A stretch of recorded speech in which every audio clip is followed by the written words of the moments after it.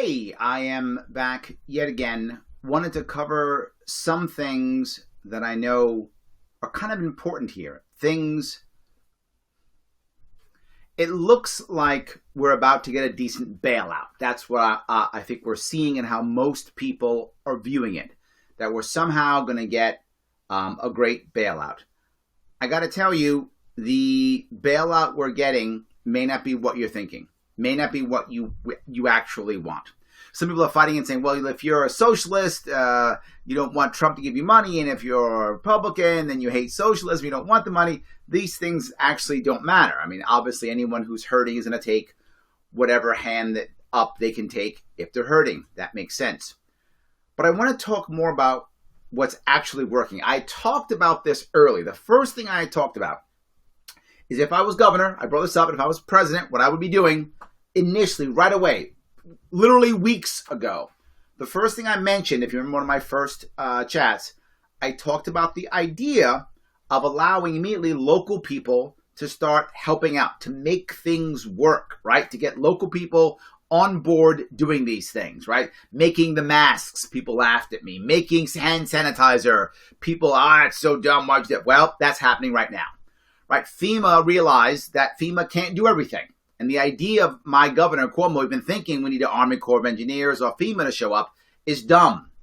Why? This is a nationwide crisis. You can't send people from other states to your state because each state's having their own problems. So it kind of doesn't work.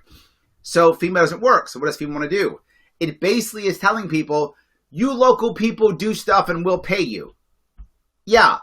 They're going to start bailing people out. If you petition the government, obviously, you'll start getting bailed out if you make stuff. Well, now, I was saying off the bat, let's do this immediately, right? Right now, you've got people who are literally making masks in their own, in the basements of hospitals, right? They're making masks in homes.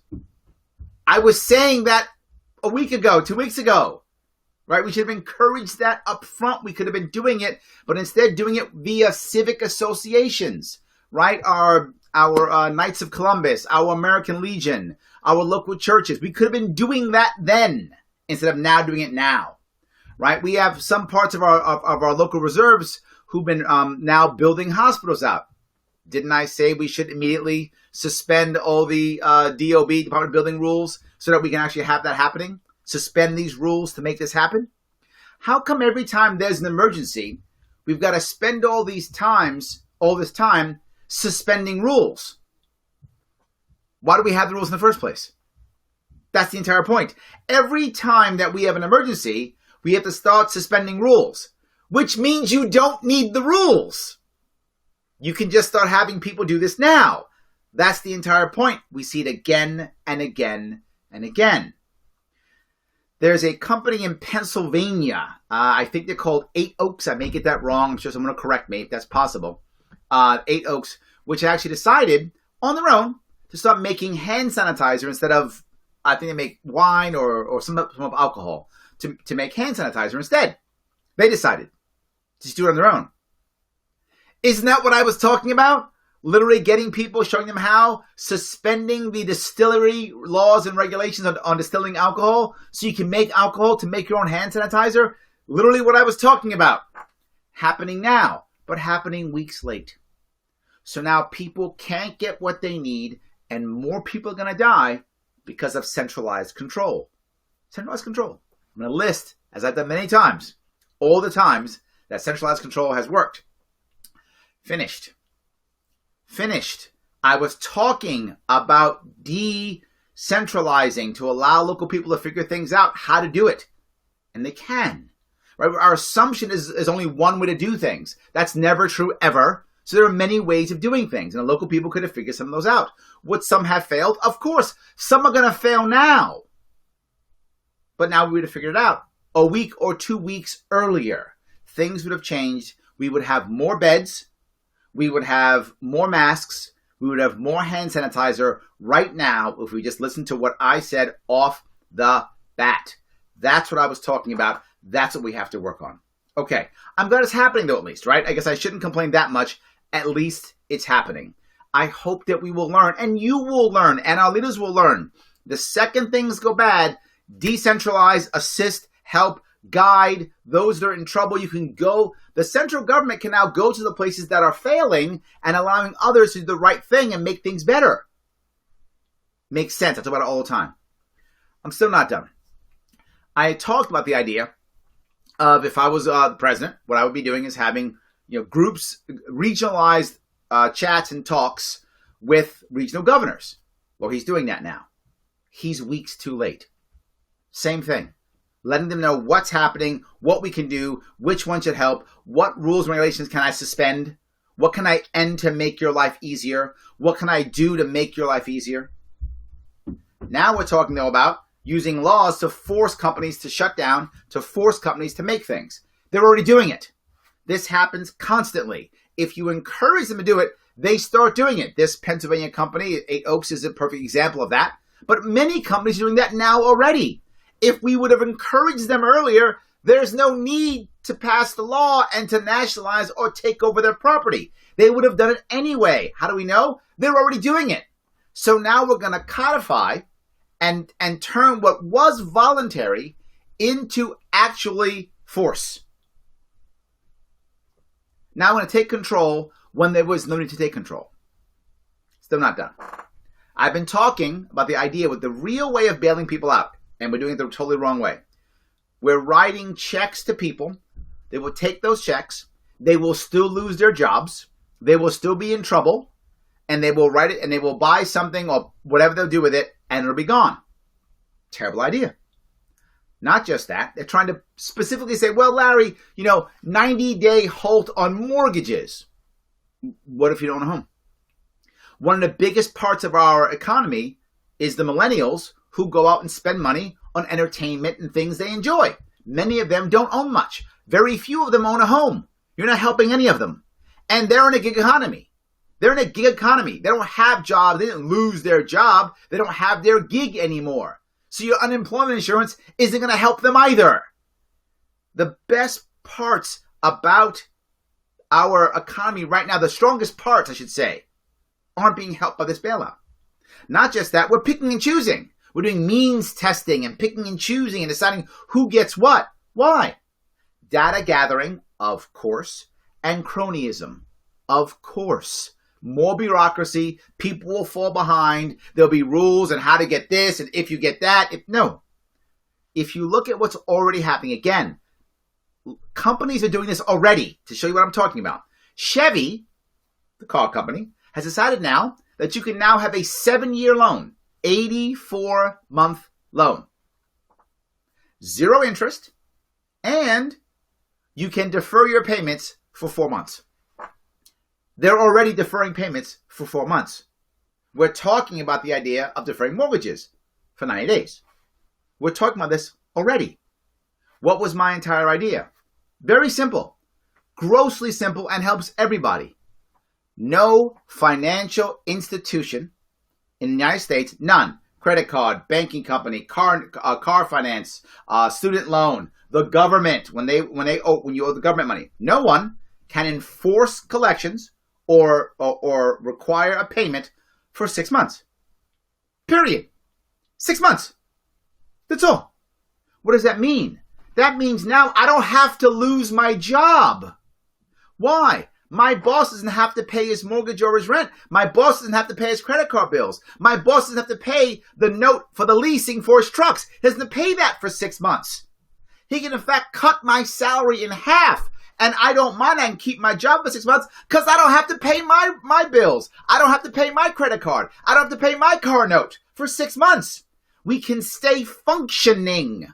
I can retain my job. I can keep my company open while I retool, while I restructure, while I regroup. Everyone's talking about this like a war zone, yet everyone's freaking surrendering. With a war, you have to counterattack. That's how it works. You can't win on defensive. No war is won that way. So how in the world are we going to counterattack if we don't regroup? 6 months to regroup. Now, of course, you say, but Larry, if you pause the bills for 6 months, well, the banks will still be screwed. No, they won't. We're gonna bail the banks out. Big banks will be fine. I've been telling you this for weeks. You're gonna see it happen again. They're talking now about the idea we're gonna bail out the airlines. So the guys who make gazillions of dollars, they get bailed out. Just bail the banks out. How do you do it? The Fed's gonna print money anyway. I know you libertarians, I'm libertarian too. You hate the idea of the Fed printing money. You know it's gonna print money. You know that's going to happen. Let it happen. It's going to happen. But instead, make it fair. Give everyone a 6-month break to retool, reassess, regroup, not lose their job, not lose their home, not lose all these things, and not get $1,000 or $2,000 or whatever it is. If we give that people $1,000 or $2,000, whatever it is, that's never going away. It's never going away. It's just another entitlement that we're going to have, more debt we're going to have, and people will still have lost their jobs, lost their homes, lost their cars, lost their careers still. At least 6 months allows you a chance. Will some people still fail? Yes, this is not a perfect solution by any means. It's just the best one and the simplest one with the least bureaucracy. It's the fairest of them all. If you don't have any bills, you're not affected by this. You don't have any bills, in which case it doesn't affect you. Life is good. If you've got tons of debt and bills, it affects you. Hopefully now you begin to learn your lesson and change and shift and adjust, because that becomes the next piece. We have to create a new norm, because this is going to happen again. The number one thing, this is going to happen again. This isn't the last time we're going to have a virus. We have to create a new norm. How do we learn that? Well, that's also already happening. We have a company, Golden Corral. They're not around where I am, but there's Golden Corral. They've decided how to do to-go, which they didn't have to-go before. They're doing the to-go issues, right? We had the Democrats have the debate where the people are 6 feet apart. We've got Congress now thinking of new ways to vote. We have now in New York State new ways of doing juries, right? Figure out ways of doing juries so we can still have trials. Yes, we can't have that if we shut everything down, though, can we? If we shut everything down, we can't figure out what the new norm is. We have to have some of the things actually working with rules and regulations and guidelines on how to fix them so we can begin to fix them. They might say, well, Larry, how are we going to know how to fix a restaurant?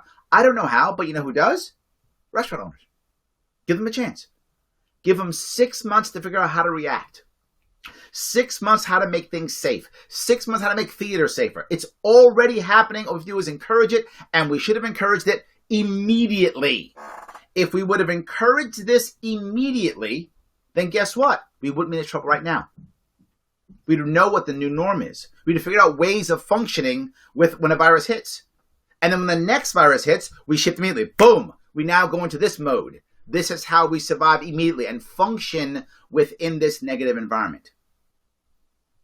No one's saying this.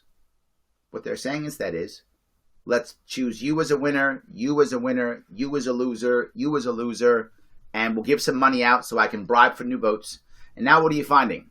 You're finding guys like Donald Trump and my governor Cuomo, the California's governor Newsom, all of a sudden love each other. They love each other all of a sudden. Best buddies. Best buddies. They're doing hot yoga tomorrow in one of the new yoga joints. That's how much they love each other. Why? It's a money grab.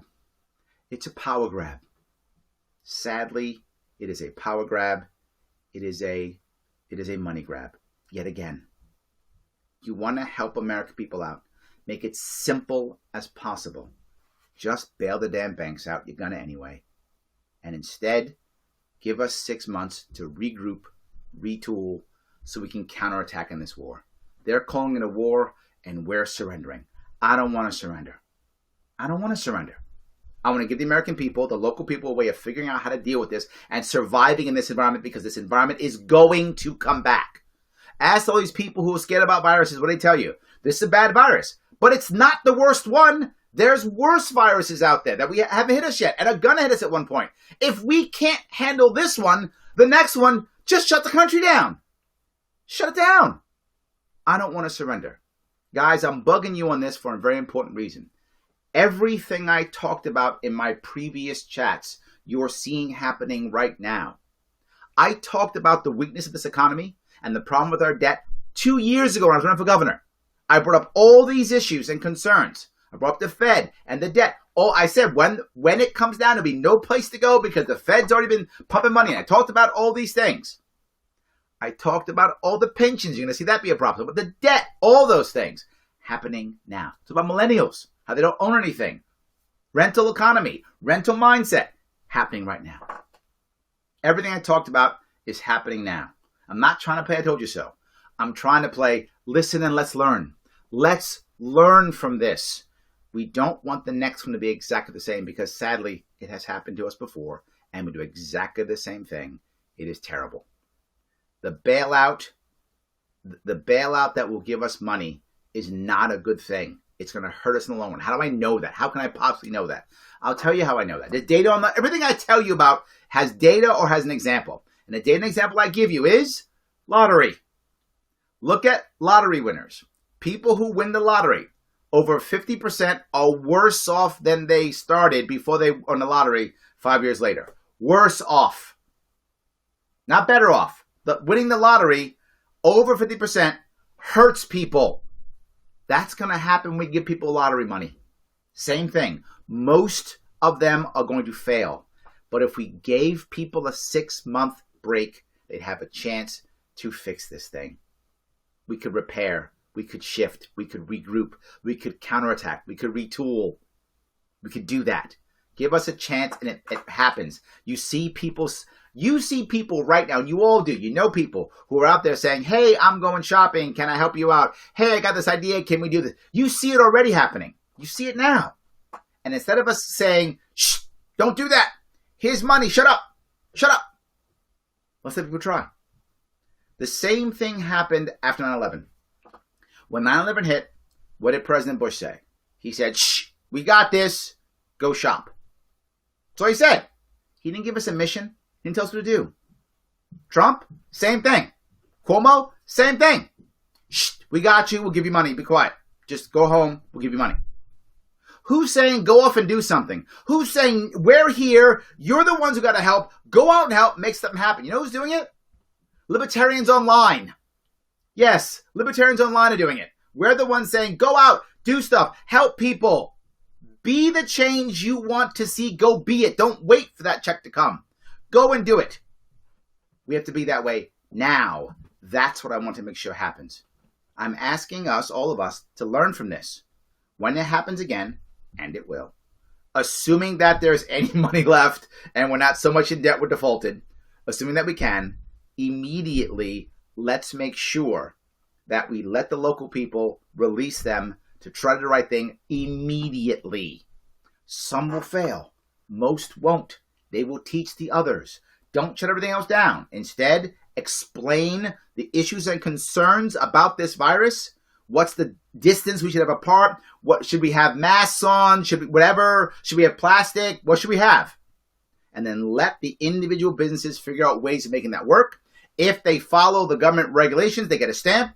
The consumers come in, figure it out, they survive. Give us a debt break because debt is what's killing us, not the loss of a salary. Loss of a salary sucks. Absolutely. I've lost a salary before. It sucks. But debt is what crushes you. Loss of salary sucks. Debt is the final nail in the coffin. Give us an actual break on debt and we can retool and make that debt back and just bail out the banks. You're going to print the money anyway. Stop picking and choosing who's a winner. Just allow everybody. That's the issue. Guys, I just wanted to cover that tonight. I'm trying to come on more and go live more because I know some of you want to talk about this, want to feel better about it. There is hope. We can learn from this. The best thing that can happen from this, I know that people are going to die and are dying. And I hate it, and I don't want any of them to die. We have two choices. They can die. We do nothing. They died for nothing. Or we can learn from this. We can learn from this, change what the new norm is, function better as local communities in the society, and be more flexible and braver and counterattack as we should. They will still have died. but we will get something for it, and their death will have some meaning, some value. Those are our options. Either one. I like the latter. I'm going to go for that. All right, guys. Have a good night. I'll talk to you probably sometime tomorrow.